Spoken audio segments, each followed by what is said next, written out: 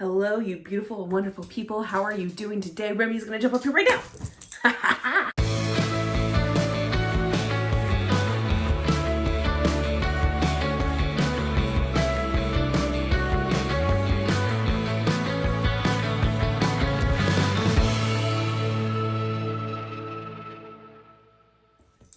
Hello, happy March. Today is March 3rd, the day I am filming this. She's going nuts. She's just a nutso. She's just a nutso.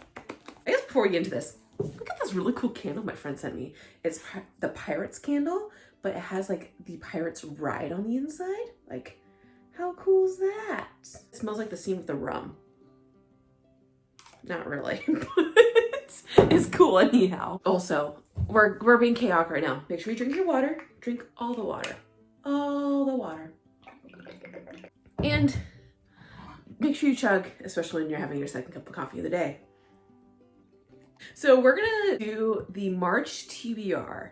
My March to be read, if you will. I always liked reading. Let's take that back.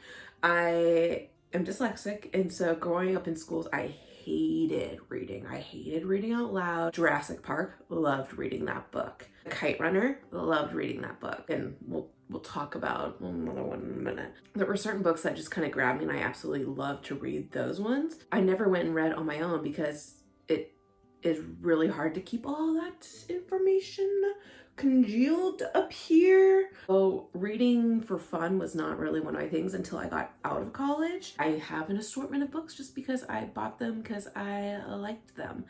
And now, since getting the Kindle, I love reading. I don't know what's going on with this hair. I am so sorry. This is chaotic. This is absolutely chaotic.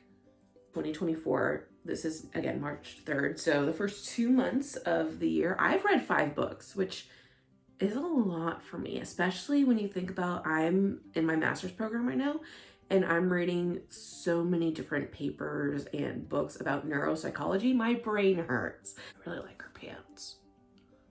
Anyhow, different books I have read: Stolen Tongues by Felix Blackwell, Ranger by Dr. Rebecca Sharp, The Housemaid by Frida McFadden, Butcher and Blackbird by Bryn Ver, and They Never Learn by Lainey Fargo. And, you know, kind of all over the place on those ratings, but they weirdly kind of like worked one into another. What are we reading this month? And I'm going to list off a bunch of books, and I don't think I'm going to read all of them. I know I'm not. But these are the books that have me really intrigued at this given point of time where I'm like, wow, I could really see myself reading these in the month of March. So if I don't read them all, I don't care. Let's start with my Kindles, shall we? So what I have on my Kindle that I would love to read, I'll pop it up here.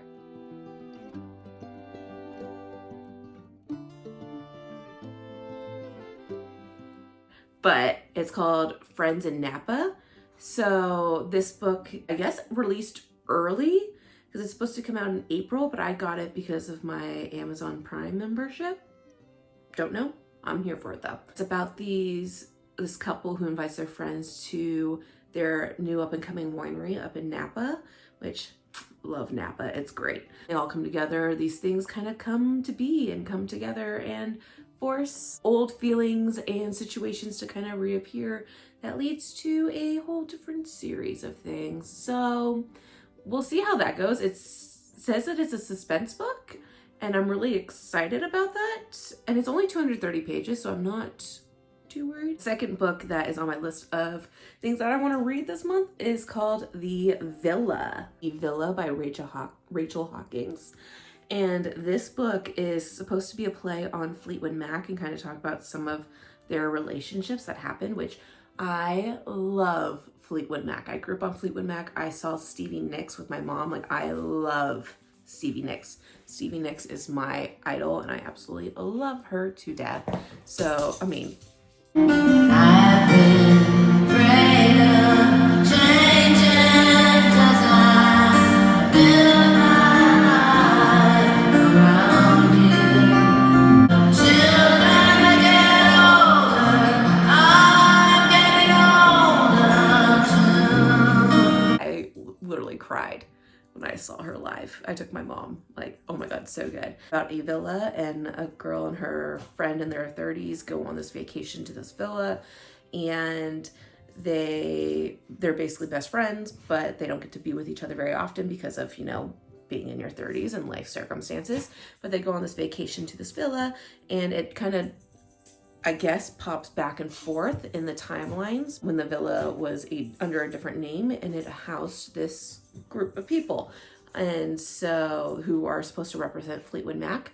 So that'll be interesting, and I'm really intrigued by it. This other one, I don't know if you would consider it a book. It's only 25 pages long, but it's called Lovers at the Museum by Isabel Allende, and it's a short story about people who meet at the museum.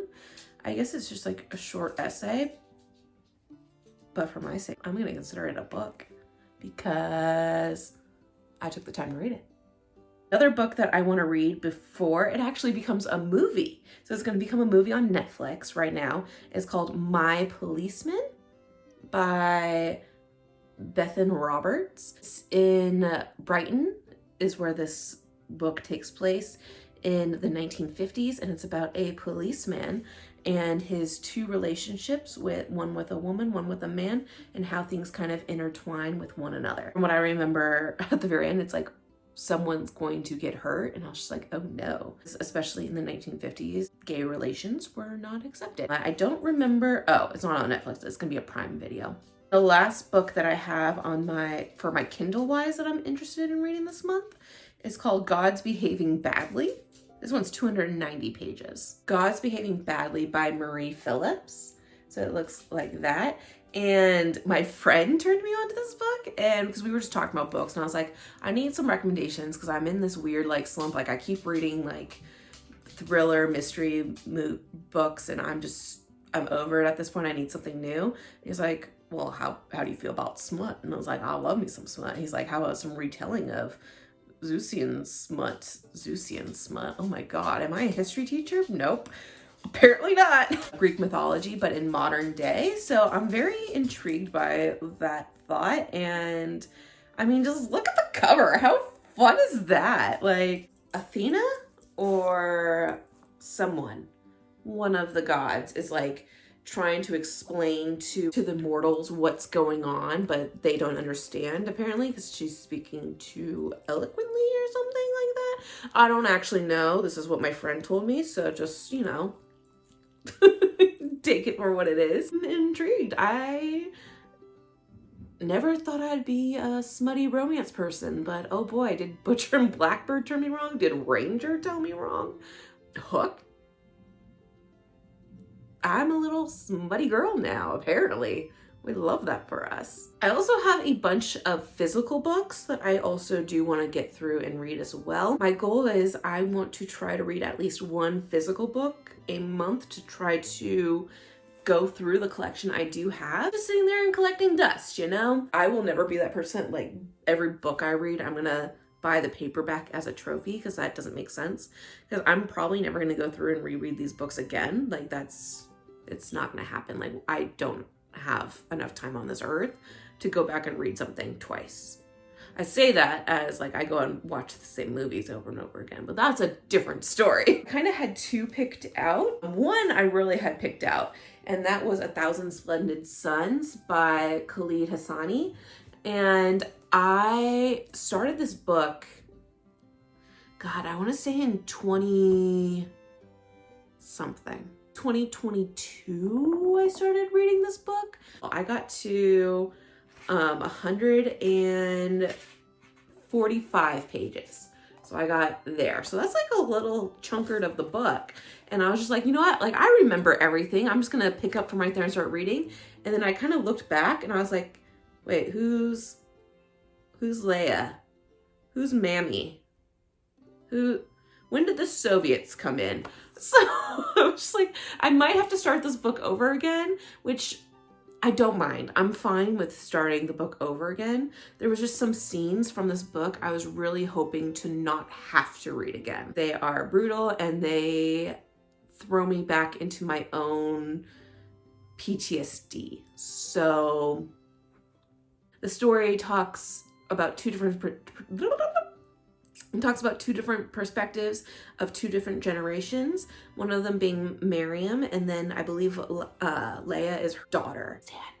Nicole, it's Afghanistan. You're an idiot.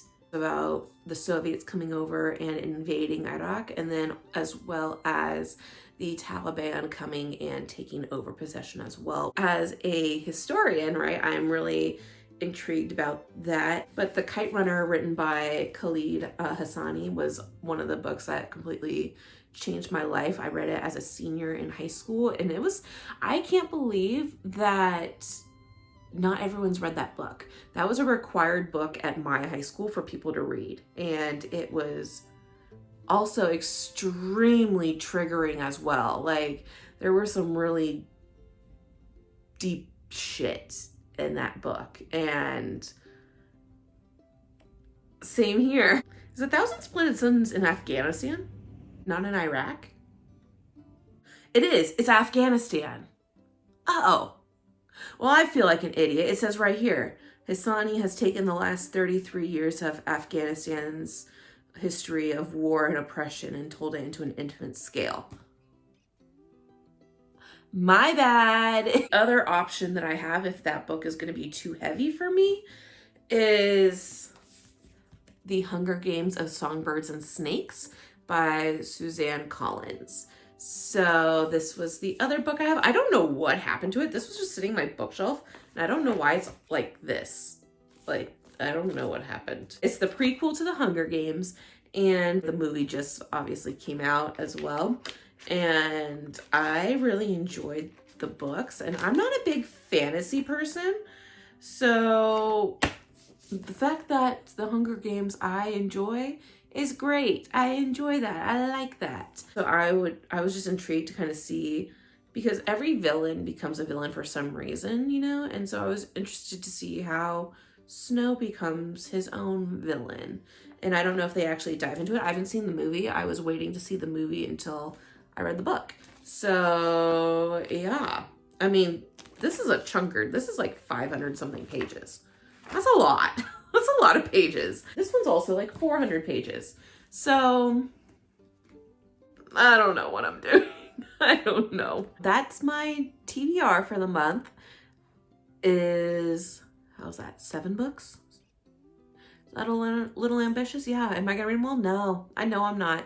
And that's totally, again, that is totally fine by me, that I will not be reading 7 books in the month of March. I don't know how people do that. I was scrolling through Instagram and it was like, I read 29 books in the month of February. I was like, how the fuck? Like, no judgment if all you do is read. Like, I'm proud of you, dude. That's cool. I work and I go to school and I try to maintain a social life. Like, I don't know how people read like that. That's crazy. Good for you. It ain't me. My hope, because I do have spring break. That is my one saving grace here, is that I do have spring break. So my hope, and my spring break is 2 weeks. We have a 2-week spring break, which is pretty cool. I want to aim for, oh, but really, I'm really only gonna have a week of that spring break, because the second week, let's aim for 3 books. So out of those 7, I hope to read 3 of them, and one of them being the physical books. So we'll see how that goes. If you want a little like tour of the books I do have that are physical, let me know. I could go through and show that. That's totally fine and fun. That sounds like a good time. I hope you have a great day. I hope you make good decisions, and I'll see you in the next one. Bye.